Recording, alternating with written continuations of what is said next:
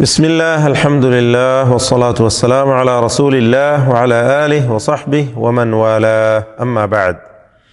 പരിശുദ്ധ ഖുർആൻ പാരായണ നിയമങ്ങൾ വിശദീകരിക്കുന്ന പുസ്തകമാണ് നിങ്ങളുടെ കയ്യിലുള്ളത്.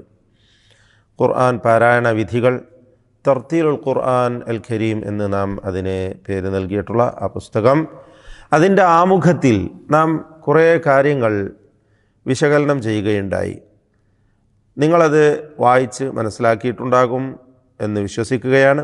മാന്യ പഠിതാക്കൾ അറിഞ്ഞിരിക്കേണ്ട ചില പ്രധാനപ്പെട്ട വശം എന്താണെന്ന് വെച്ചാൽ, നാം അതിൽ സൂചിപ്പിക്കുകയുണ്ടായി, മുതവാത്തിറത്തായ 10 ഖിറാഅത്തുകൾ, ആ ഖിറാഅത്തുകൾ നമുക്ക് നൽകിയിട്ടുള്ള അതിൻ്റെ ആളുകളായി അറിയപ്പെടുന്ന 10 ഖാരിഉകൾ, അവരുടെ 2 ശിഷ്യന്മാർ, ഓരോരുത്തർക്കുമുള്ള 2 റാവികൾ വീതം നാം അവരുടെ പേര് വ്യക്തമായി ആ ഭാഗത്ത് പരാമർശിച്ചിട്ടുണ്ട്. ആമുഖത്തിൽ, പുസ്തകത്തിൻ്റെ ആമുഖത്തിൽ നിങ്ങൾക്കത് വായിച്ച് മനസ്സിലാക്കാവുന്നതാണ്.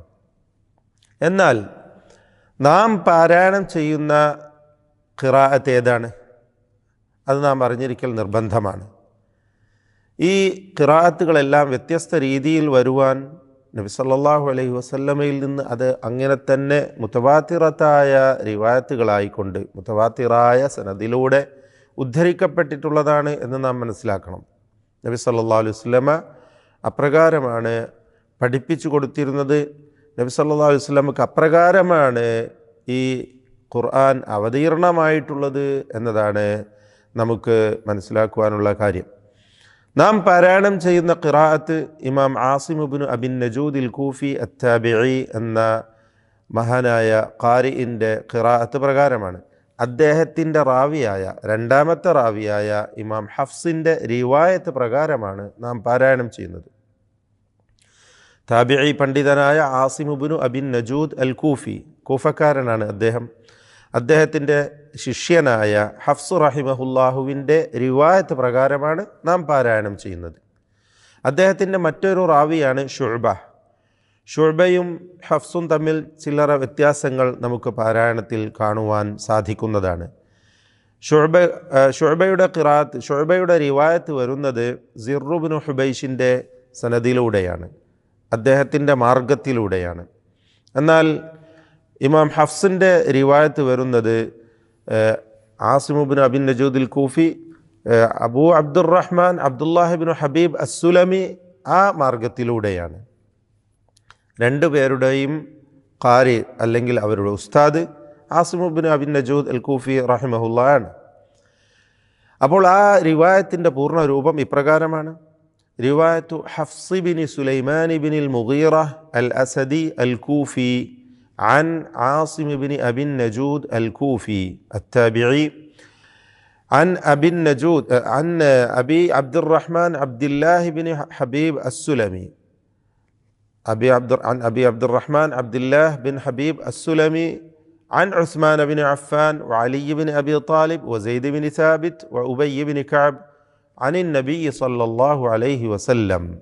ഇതാണ് ആ സനദിൻ്റെ പൂർണ്ണരൂപം. ഈ പരമ്പര പ്രകാരമുള്ള ഖിറാഅത്താകുന്നു നാം പാരായണം ചെയ്തുകൊണ്ടിരിക്കുന്ന ഈ പരിശുദ്ധ ഖുർആൻ നാം നിർവഹിച്ചുകൊണ്ടിരിക്കുന്ന പാരായണം ഈ റിവായത്ത് പ്രകാരമാണ്. ഇതല്ലാത്ത മറ്റ് റിവായത്തുകളും ഇന്ന് ഓതപ്പെട്ടുകൊണ്ടിരിക്കുന്നു. ഇമാം വർഷിൻ്റെ റിവായത്ത് പ്രകാരം, വർഷ് അൻ നാഫി അനിൽ മദനി, ഈ റിവായത്ത് പ്രകാരവും ഇന്ന് പരിശുദ്ധ ഖുർആൻ ഓതപ്പെടുന്നു. ഖാലൂൻ്റെ റിവായത്ത് ഓതപ്പെടുന്നു. അദ്ദൂരി അൻ അബി അമർ, ഇങ്ങനെയുള്ള പല റിവായത്തുകളും ഇന്ന് നിലവിൽ തന്നെ പാരായണം ചെയ്യപ്പെടുന്നു. ഏറ്റവും കൂടുതൽ മുസ്ലിംകൾ പാരായണം ചെയ്തുകൊണ്ടിരിക്കുന്നത് ഏഷ്യൻ നാടുകളിലും ഗൾഫ് നാടുകളിലും അതുപോലെ മറ്റു ചില അറേബ്യൻ നാടുകളിലുമൊക്കെ പാരായണം ചെയ്തുകൊണ്ടിരിക്കുന്ന റിവായത്ത് നാം പാരായണം ചെയ്യുന്നതായ ഇമാം ഹഫ്സ് റഹിമഹുല്ലാഹുവിൻ്റെ റിവായത്ത് പ്രകാരമാണ്. 2ാം സ്ഥാനത്ത് നിലകൊള്ളുന്നതാണ് ഇമാം വർഷിൻ്റെ റിവായത്ത്, വർഷ് അൻ നാഫി അനിൽ മദനി എന്ന റിവായത്ത് പ്രകാരം. മൊറോക്കോ, ടുണീഷ്യ, അൾജീരിയ പോലെയുള്ള പല നാടുകളിൽ ഈ കാര്യങ്ങളൊക്കെ പുസ്തകത്തിൽ നാം സൂചിപ്പിക്കുകയുണ്ടായിട്ടുണ്ട്. അപ്പോൾ ഈ ഒരു കാര്യം നാം അറിഞ്ഞിരിക്കൽ ആവശ്യമാണ്. ഈ റിവായത്ത് പ്രകാരമുള്ള തജ്വീദ് നിയമങ്ങളാണ് നമ്മുടെ പുസ്തകത്തിൽ വിശദീകരിക്കുന്നത് എന്നതുകൂടി സാന്ദർഭികമായി അറിയുക. അള്ളാഹു തൗഫീഖ് ചെയ്യട്ടെ. വസ്സലാമു അലൈക്കും വറഹ്മത്തുള്ളാഹി വബറകാതുഹു.